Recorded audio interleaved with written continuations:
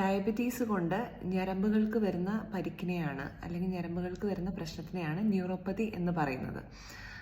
Diabetic neuropathy എന്ന് പറയുന്നത്. Neuropathy പൊതുവായിട്ട് ഞരമ്പിന് വരുന്ന അസുഖത്തിനെയാണ് പറയുന്നത്.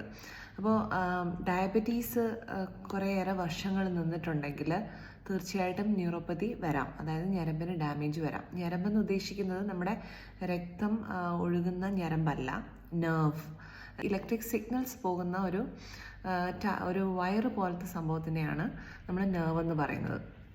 അതേസമയം വെയിൻ, ആർട്ടറി എന്നൊക്കെ പറഞ്ഞാൽ രക്തധമനി, രക്തം പോകുന്ന, നമ്മുടെ കാലിൽ ചില ആൾക്കാർക്ക് പ്രോമിനൻ്റ് ആയിട്ട് ഞരമ്പുകൾ നിൽക്കുക എന്ന് പറയത്തില്ലേ, അതൊക്കെ വെയിൻസ് ആണ്, അത് നെർവ്സ് അല്ല.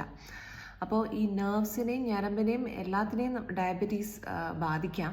അപ്പോൾ ഡയബറ്റിക് ന്യൂറോപ്പത്തി എന്തുകൊണ്ടാണ് വരുന്നത്? അപ്പോൾ നേരത്തെ പറഞ്ഞല്ലോ, ഡയബറ്റീസിന് രക്തധമനിയെയും അഫക്റ്റ് ചെയ്യാനുള്ള അങ്ങനെ ഒരു കോംപ്ലിക്കേഷനുണ്ട്. അപ്പോൾ രക്തധമനിയെ അഫക്റ്റ് ചെയ്യുമ്പോൾ നമ്മുടെ നെർവിലോട്ടുള്ള രക്തയോട്ടം കുറയും.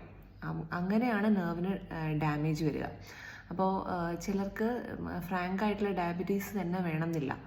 ചിലപ്പോൾ ഇമ്പയർഡ് ഗ്ലൂക്കോസ് ടോളറൻസ് അല്ലെങ്കിൽ പ്രീ ഡയബറ്റിക് സ്റ്റേറ്റ് എന്ന് പറയും, അതിൽ വരെ നമുക്ക് നെർവ് ഡാമേജ് വരാം.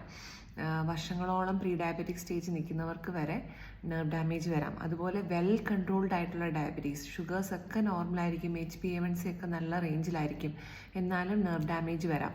ഒരു 3 തൊട്ട് 5 വർഷത്തിന് മുകളിൽ അൺകൺട്രോൾഡ് ആയിട്ടുള്ള ഷുഗേഴ്സ് ഉണ്ടെങ്കിലും നെർവ് ഡാമേജ് വരാം. അപ്പോൾ ഡയബറ്റിക് ന്യൂറോപ്പതിയുടെ എന്തൊക്കെയാണ് ലക്ഷണങ്ങൾ? കൈകാൽ മരവിപ്പ്, തരിപ്പ്, പിന്നെ ഫ്ലോർ സെൻസേഷൻ അറിയാതിരിക്കുക, സ്പർശനശേഷി കുറയുക, ഫ്ലോർ സെൻസേഷൻ അറിയാത്തത് കൊണ്ട് നടക്കുമ്പോൾ ബാലൻസ് ഇല്ലായ്മ, ഇതൊക്കെയാണ് പ്രധാനപ്പെട്ട ലക്ഷണങ്ങൾ. പിന്നെ മുള്ളു കുത്തുന്നതിലുള്ള വേദന, പുകച്ചിൽ, ബേണിംഗ് സെൻസേഷൻ, ഇത് രാത്രികാലങ്ങളിലായിരിക്കും കൂടുതൽ. ഇപ്പോൾ കോംപ്ലിക്കേഷൻസ് എന്ന് പറഞ്ഞാൽ ഡയബറ്റിക് ഫുട്ട്, കാലിൽ അൾസർ വരാം, വ്രണം, ഉണങ്ങാൻ പറ്റാത്ത വ്രണം വരാം.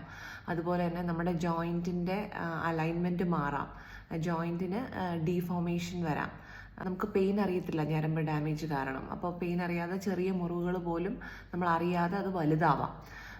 അങ്ങനെ ഇതൊക്കെയാണ് മെയിനായിട്ടുള്ള കോംപ്ലിക്കേഷൻ. ഡയബറ്റിക് ന്യൂറോപ്പതി ഒരു പരിധി വരേക്കും റിവേഴ്സിബിൾ അല്ല, കാരണം നെർവ്സിന് പുനർജീവനം, റീജനറേഷൻ ഇല്ല.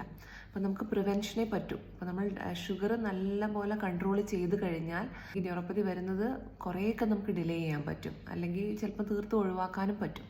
അപ്പോൾ നമ്മളാൽ ചെയ്യാൻ കഴിയുന്നത് ഷുഗർ അത്രയധികം കൺട്രോൾ ചെയ്ത് വെക്കുക.